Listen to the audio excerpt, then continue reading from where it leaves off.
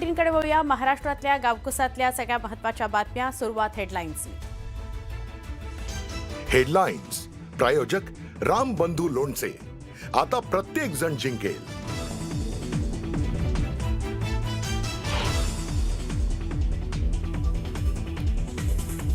राज्यातील जिल्हा परिषद आणि पंचायत समित्यांच्या निवडणुकांची घोषणा याच आठवड्यात होण्याची शक्यता। वरिष्ठ सूत्रांची माहिती।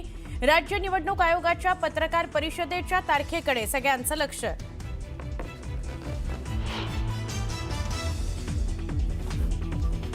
मनसेचे कट्टर नेते संतोष धुरींनी घेतली मुख्यमंत्री देवेंद्र फडणवीस यांची भेट।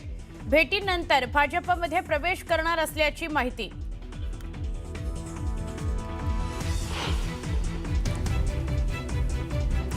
तुम्ही पालकमंत्री आणि 5 वर्षात तुम्ही काय केलं हे विचारतात। अजित पवार या शहरातील जनता खुळी नाही। मंत्री चंद्रकांत पाटलांकडून उपमुख्यमंत्री अजित पवारांना उत्तर।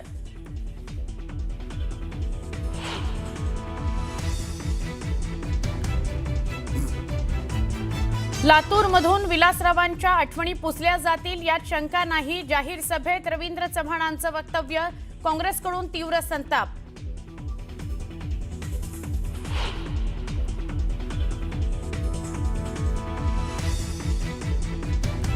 वीस वर्ष मुंबईत भाजप ठाकरेंसोबत सत्तेत होतं तेव्हा अनेक पदं उपभोगली।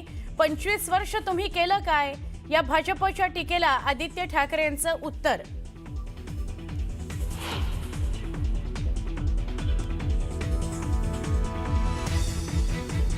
नवनीत राणांकडून काल भाजप तर आज युवा स्वाभिमानी पक्षाच्या उमेदवाराचा प्रचार। नवनीत राणा नेमक्या कुणाच्या बाजूने चर्चांना उधाण।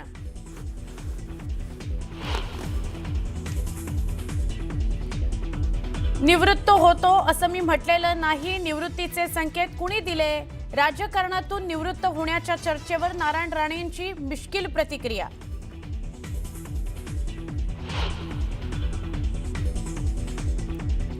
महाराष्ट्र क्रिकेट असोसिएशनच्या निवडणुकीला मुंबई उच्च न्यायालयाची स्थगिती।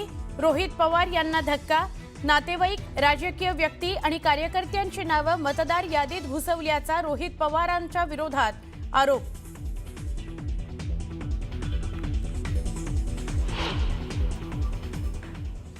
पुण्याच्या माजी खासदार सुरेश कलमाडी यांचं निधन। वयाच्या 82व्या वर्षी घेतला अखेरचा श्वास। दीर्घ आजारानं सुरेश कलमाडी यांचं निधन।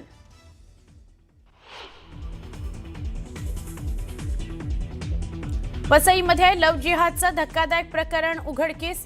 अल्पवयीन मुलीची ऑनलाईन बोली लावून शोषण केल्याचा मध्य प्रदेशातल्या युवकावर आरोप। पोलिसांनी दाखल केला गुन्हा।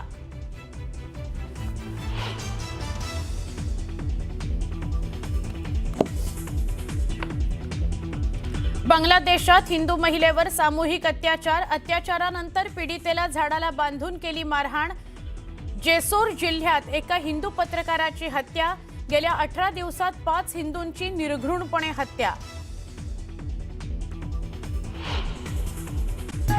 तिला काही सविस्तर बातम्या बघूयात। राज्यभरातील 29 महानगरपालिकांची रणधुमाळी सुरू असतानाच आता जिल्हा परिषद आणि पंचायत समितीच्या निवडणुकांच्याही तयारीला सुरुवात झालेली आहे। दोन्ही स्थानिक स्वराज्य संस्थांच्या निवडणुकांची घोषणा याच आठवड्यात होणार असल्याची माहिती सूत्रांनी दिली आहे। विशेष म्हणजे 50% आरक्षणाची मर्यादा न ओलांडणाऱ्या स्थानिक स्वराज्य संस्थांच्या निवडणुका यावेळी घोषित करण्यात येणार आहेत। निवडणुकांसंदर्भात 21 जानेवारीला सर्वोच्च न्यायालयामध्ये सुनावणी होणार असून यावेळी मिळणाऱ्या निर्देशांनुसार उर्वरित परिषद आणि समित्यांच्या निवडणुकांचा निर्णय घेण्यात येणार आहे। राज्यात 32 जिल्हा परिषदा आणि 336 पंचायत समित्या आहेत। त्यापैकी 17 परिषदा आणि 88 समित्यांमध्ये 50%हून अधिक आरक्षणाची मर्यादा ओलांडण्यात आलेली आहे। त्यामुळे आरक्षणाच्या मर्यादेत असलेल्या स्थानिक स्वराज्य संस्थांच्या निवडणुका घेण्याचं नियोजन निवडणूक आयोगानं सुरू केलेलं आहे। गरज पडल्यास सर्वोच्च न्यायालयाकडून उर्वरित ठिकाणांच्या निवडणुका घेण्याकरता मुदतवाढ मागून घेण्याचा विचारही राज्य निवडणूक आयोगाकडून सुरू असल्याचं कळतंय।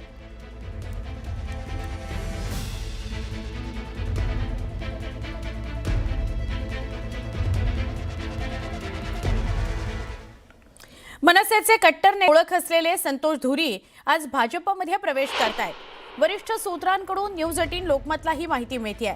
मनसेत नाराज असलेल्या संतोष धुरी यांनी अखेर भाजपमध्ये जाण्याचा निर्णय घेतलेला आहे। संतोष धुरी भाजपमध्ये प्रवेश करणार असल्यानं भाजपनं मनसेला मोठा धक्का दिलेला आहे। वॉर्ड क्रमांक 194 मधून निवडणूक लढवण्याकरता संतोष धुरी इच्छुक होते, पण ही जागा ठाकरेंच्या शिवसेनेकडे गेली। ठाकरेंच्या शिवसेनेनं निशिकांत शिंदे यांना उमेदवारी दिली आहे। त्यामुळे इथं त्यांचा सामना एकनाथ शिंदे यांच्या शिवसेनेचे समाधान सरवणकर यांच्याशी होणार आहे। पुणे महानगरपालिका निवडणुकीमध्ये 2 दादांमध्ये जुंपलेली असताना आज मुख्यमंत्री देवेंद्र फडणवीसांनी इथं सभा घेतली, म्हणजे काल सभा झाली। यावेळी फडणवीसांनी जोरदार टोलेबाजी केली, शेरोशायरी केली आणि निवडणुकीत विरोधकांना पाणी पाजणारच असा इशारा सुद्धा दिला। खरं म्हणजे पुण्याची निवडणूक हळूहळू गरम होते। ते दादा बोलतायत, हे दादा बोलतायत, अण्णा बोलतायत। आता जरा निवडणुकीला रंग भरतोय। पण खरं तर मी असं म्हणेन की चर्चा ही जेवढी मागे जाईल तेवढा या ठिकाणी अनेकांना आपण काय केलं हे सांगावं लागेल आणि मग त्यातनं अनेक अडचणी निर्माण होतील। पण मी या निवडणुकीत ठरवलंय, मुंबईमध्ये मला थोडंसं बोलावंच लागतं, कारण उत्तर दिलं नाही तर लोकांना आपण दुर्बल वाटतो। पण बाकी माझा निवडणुकीचा फोकस हा पूर्ण विकासावर आहे।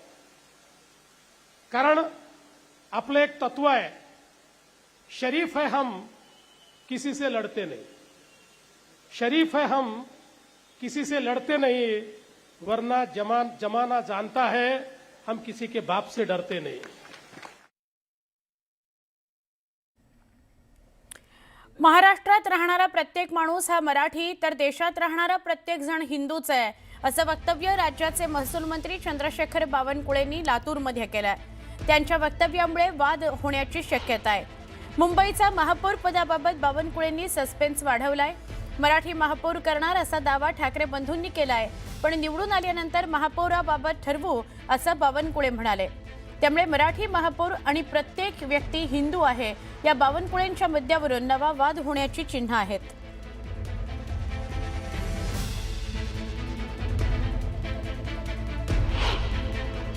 शेवटी या महाराष्ट्रात राहणारा प्रत्येक माणूस मराठीच आहे, या देशात राहणारा प्रत्येक माणूस हिंदूच आहे।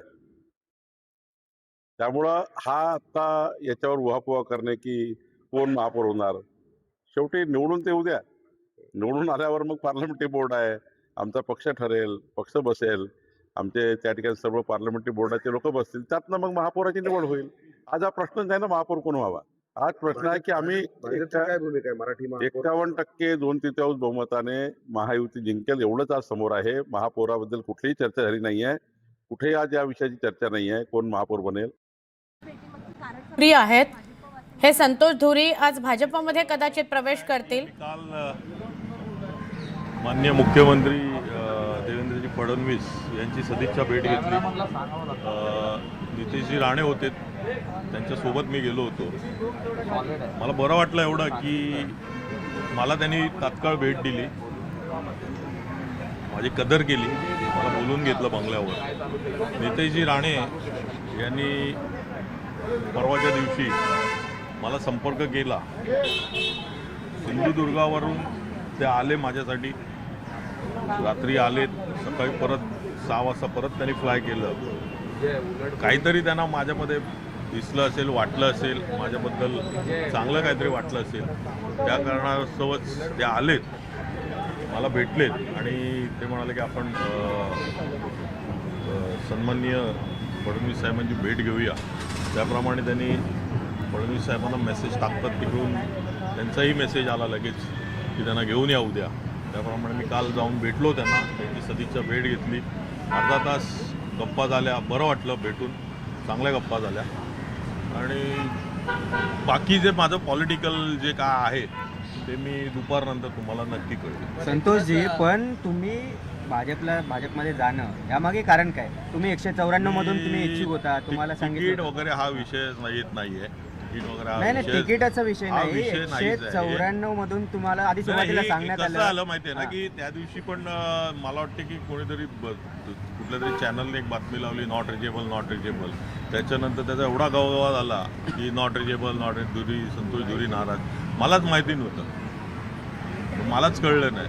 त्याप्रमाणे उगाच एखादं बोलतात ना की नाराज झाला अशी बातमी बनवणं हे पण चुकीचं होतं. निवडणूक काय लढवण्यासाठी नाराज वगैरे निवडणुकीच्या निवडणूक याच्यावर लढवण्यासाठी आणि तुम्ही- जे काय आता जे पॉलिटिकल जे आहे म्हणजे जी दिशा असेल माझी किंवा का असेल ते मी दुपारी नक्की तुम्हाला कळवेन. मला थोडा वेळ द्या. तुम्ही एवढी माझी दखल घेतलीत आणि मला भेटायला सकाळीच आला तिकडे, त्याबद्दल मी खरोखर मनापासून तुमचा नाही, पण तुम्ही म्हणताय की या सगळ्या नाराजीच्या नाही आहेत बातम्या.